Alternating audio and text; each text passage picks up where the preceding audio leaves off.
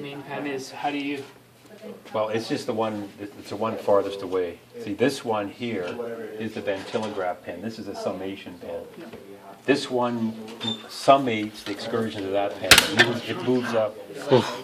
Sorry, it was just a tape. It moves up 1/25 the distance of that pen. That's why we have to multiply by 25. And so, this is there's gears in here which cause that. Is that the same for both?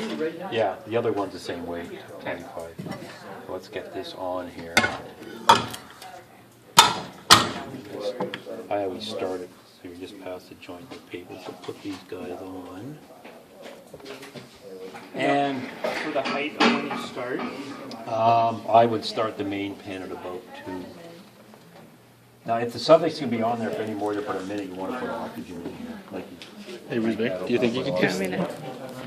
you know, if somebody said, well, look, just measure forced vital capacity and expiratory reserve volume. It's I don't need oxygen. You know, just draw some air in, have the guy do 3 or 4 breaths, blow out as hard as you can. A couple more normal breaths. Breathe in all you can. Hold it until I tell you to go. Crank it up to 19, 20. Tell the guy to blow as hard and fast as you can. You wouldn't need to put oxygen in. But if you have to do minute ventilation or something, the guy's on there 2 or 3 minutes, then you got to put oxygen in. Yep. Just to be safe. Just see the subject as the person's not putting oxygen, getting Well, scared. they'll eventually pass out. Yeah. That's what'll happen.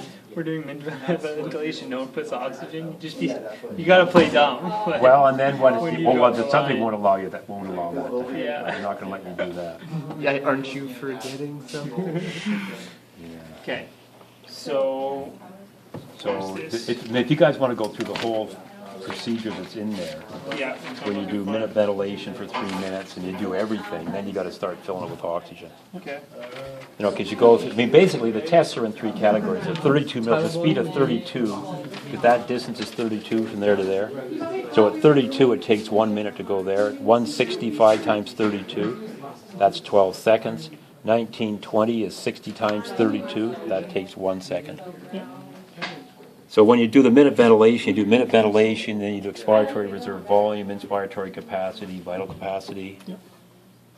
On this one, you got to pull the canister and flutter valve out, get some air back in, do forced vital capacity, and then do maximum breathing capacity. So, For most male subjects, I'd put them on the big respirometer. So will we be doing all of those on the test? No, in a test, you can only do a couple. Okay, You can't we'll be do told them all. which ones to do. Okay. He was off every time. Yeah, this is the problem. If you get somebody who's got a 5 or 6 liter vital capacity, if you don't start the thing in the exact right place here, Well, 'cause they I go don't off think the it's bottom. If anymore you start them until too we high, actually they go do off. Yeah, there's actually like a... Whereas between these two things is filled with water.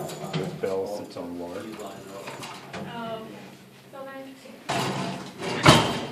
That thing wasn't seated, so it's good you didn't start breathing on it. So that's the barrel line canister.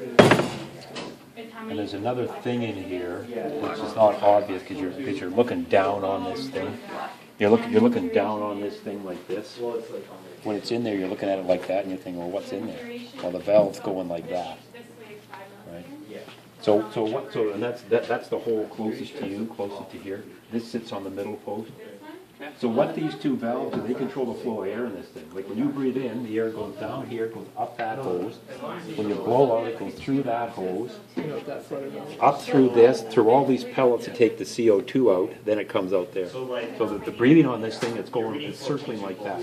If you didn't have these valves, what you would do is your first breath, you blow out, say 16% O2, 4% CO2, it goes into the valve.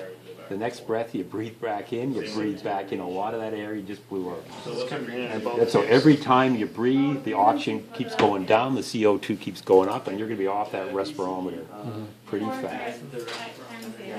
and we remove these for the force vital because of the resistance. Yeah, because if you look at these things, look at the diameter of that hose compared to that hose. You know, it's much smaller. Yeah. So flow resistance is not a problem on that, whereas it is here. If you're trying to blow fast or hard, it's a problem. So if we're on that, we don't bother doing this? You don't take it out now. Okay. No, on the big one you don't, but on You this still have one to you put do. oxygen into it.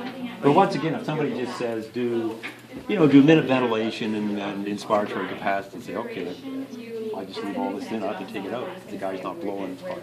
But with the minute you put it, Yeah. Minute ventilation, that's what I want to do. With minute ventilation, you want to have the person breathe normally for 2 or 3 minutes. You want to do more than a minute, you want to get an average over a couple of minutes. And some people don't breathe very consistently when they're on this thing. And then if you're doing FVC and MVC, you just put this valve back in and just draw some air. Because those ones, the person's not on there for a long time. Forced vital capacity, do a couple breaths, breathe in, hold it, crank the speed up, blow it as hard as you can. I mean, the whole thing's over in 10 or 15 seconds. Maximal breathing capacity, the person breathes like crazy for 14 seconds typically. And that's at 160. 32. Well, maximal breathing capacity is 160. Oh yeah, 160, right. so that's the faster speed, is the Well, one. 1920 is the fastest speed. And we use that for, Your 1920 is for the forced vital capacity. Looking at it here, I thought that was the middle value, that's why, but yeah. Oh, no. Yeah. That's 160.